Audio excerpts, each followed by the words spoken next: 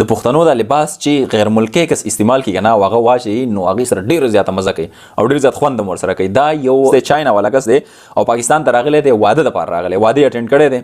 او دی ورته بیا چې کوم دی د لونګي مونګي ورته ورپسې سر کړی دا او د لباس د دې سره د واسکټ او دا کپړې او ډیر زیات خوشاله هم دی ځکه چې په قسم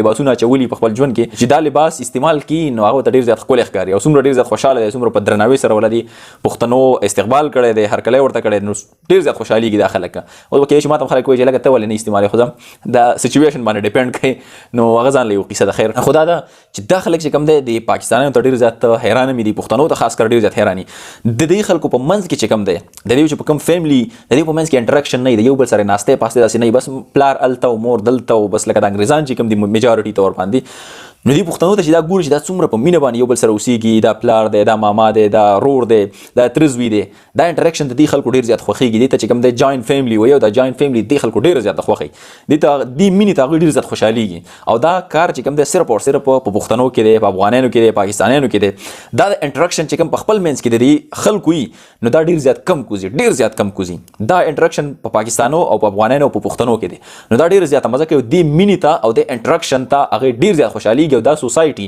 دې ته چې کوم دی هغه د پیس سوسایټي وي د امن یو سوسایټي ورته وي ډیر زیات ښکلې ویډیو وه خپل رای را سره کمنټ کې شامل کړئ ان شاء الله ملاویږي نو ویډیو کې تر هغه د مال راکړي اجازه د الله پامان.